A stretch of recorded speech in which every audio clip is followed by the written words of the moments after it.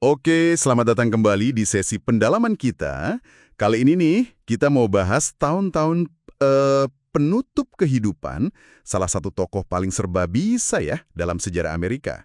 Kita pakai materi yang sudah Anda kumpulkan, fokus kita di periode penting setelah dia pulang dari Prancis, jadi sekitar tahun 1785 sampai akhir hayatnya di 1790 gitu. Betul sekali. Periode yang menarik banget karena menunjukkan vitalitasnya yang luar biasa di usia senja. Iya kan.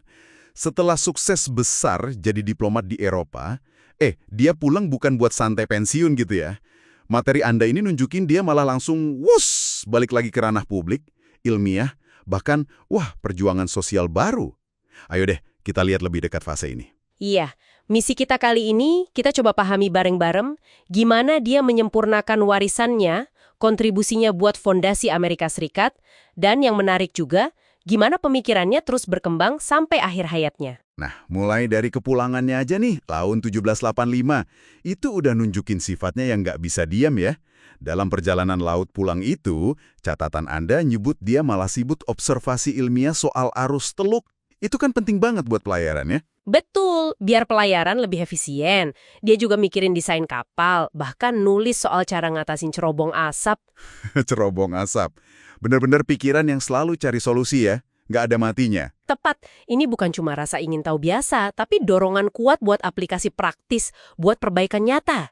Begitu sampai di Philadelphia, dia langsung renovasi rumah, aktif lagi di American Philosophical Society, dan ya itu tadi, terus berinovasi. Inovasinya juga khas banget ya. Materi Anda sebut soal kacamata bifokal itu. Wah, itu kan berguna banget ya. Bisa baca dekat, bisa lihat jauh, nggak perlu ganti-ganti kacamata. Iya, sangat praktis. Terus ada juga long arm itu, lengan mekanis buat ngambil buku di rak tinggi. Dia kan punya perpustakaan besar ya. Benar-benar. Semua dari kebutuhan sehari-hari tampaknya. Nah, selain urusan pribadi, dia juga langsung ditarik lagi ke pelayanan publik. Hampir bulat loh terpilih jadi Presiden Dewan Eksekutif Pennsylvania, itu setara gubernur lah ya waktu itu.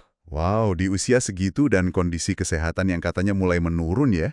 Berarti kepercayaan publik ke dia luar biasa besar. Sangat besar. Dan energi serta kebijaksanaannya tuh memang terbukti dibutuhkan banget beberapa tahun kemudian. Tepatnya di Konvensi Konstitusi 1787. Nah, ini poin penting nih. Informasi dari Anda menyoroti perannya di sana. Bukan cuma delegasi tertua, tapi jadi figur pemersatu yang krusial gitu ya. Betul sekali. Di tengah perdebatan panas antar negara bagian, itu sengit sekali.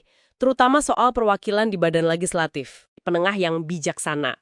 Walaupun nggak semua idenya diterima, perannya dalam menelurkan kompromi besar itu vital banget. Kompromi besar yang akhirnya melahirkan struktur dua kamar legislatif itu ya, DPR dan Senat kalau sekarang. Betul, itu menyeimbangkan perwakilan negara bagian besar dan kecil, jadi pilar penting konstitusi Amerika sampai sekarang. Yang menarik juga, pidato penutupnya. Anda bagikan itu juga kan? Kesannya gimana? Wah, itu sangat berkesan. Dia jujur mengakui konstitusi itu nggak sempurna, bahkan dia sendiri punya beberapa keberatan. Tapi, dia ngajak semua anggota buat, ini kutipannya menarik, sedikit meragukan kemahabenaran diri sendiri dan bersatu tanda tangan demi negara. Luar biasa. Itu bukan cuma rendah hati ya, tapi pelajaran penting banget soal kompromi dalam membangun bangsa. Sangat pragmatis. Persis. Pidato itu kayak merangkum pendekatannya. Pragmatis, fokus ke persatuan, lihat gambaran besar melampaui ego. Dia bahkan pakai metafora matahari terbit kan sebagai simbol harapan baru. Oke, selain negarawan, tahun-tahun terakhirnya ini juga menandai puncak perubahan pandangannya soal isu moral yang sulit. Perbudakan. Catatan yang ada menunjukkan dia jadi presiden masyarakat abolisionis Pennsylvania. Betul. Ini transformasi yang signifikan loh. Perlu diingat, seperti terungkap di materi Anda, dia dulu itu pernah punya budak, jadi ini perubahan besar. Apa yang kira-kira mendorong perubahan itu ya? Mungkin pengalamannya, interaksinya, termasuk dengan sekolah untuk anak-anak Afrika Amerika di Philadelphia. Itu mengubah pandangannya secara mendasar. Puncaknya yaitu saat dia mengajukan petisi anti perbudakan ke Kongres AS yang baru dibentuk tahun 1790. Itu aksi nyata. Dan nggak cuma petisi ya, dokumen Anda juga nyebut soal tulisan terakhirnya, satir yang tajam itu. Iya, itu cerdik sekali. Dia menyamakan argumen para pembela perbudakan di Amerika dengan argumen bajak laut Aljazair yang memperbudak orang Kristen. Pakai logika dan humor buat menusuk kemunafikan. Jenius. Menunjukkan kelihayannya pakai pena sebagai senjata moral sampai akhir hayat ya. Betul. Dan semua ini dia lakukan sambil terus nulis autobiografinya. Padahal kesehatannya kan memburuk ya karena batu ginjal. Sampai harus pakai laudanum, turunan opium buat nahan sakit. Luar biasa semangatnya. Ia akhirnya wafat April 1790, usia 84. Fakta bahwa pemakamannya dihadiri sekitar, berapa tadi? 20.000 orang. Iya, sekitar 20.000 orang.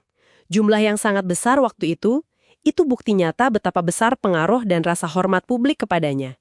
Sesuai catatan Anda, Jadi kalau kita rangkum dari penelusuran sumber-sumber ini ya, kita lihat babak penutup yang, wah, luar biasa dari seorang Franklin.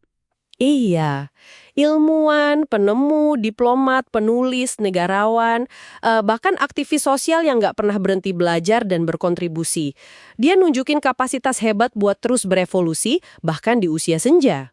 Sungguh warisan yang kaya dan berlapis ya. Terima kasih banyak sudah berbagi materi ini untuk kita bedah bersama. Sama-sama.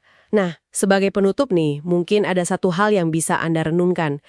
Gimana ya perpaduan unik antara pragmatisme Franklin, kemampuannya cari solusi nyata, idealismenya, keyakinannya pada kemajuan, dan kapasitasnya buat berubah seiring waktu, itu bisa jadi inspirasi buat kita sekarang dalam menghadapi tantangan zaman yang kompleks ini. Sesuatu untuk dipikirkan lebih lanjut oleh Anda di rumah.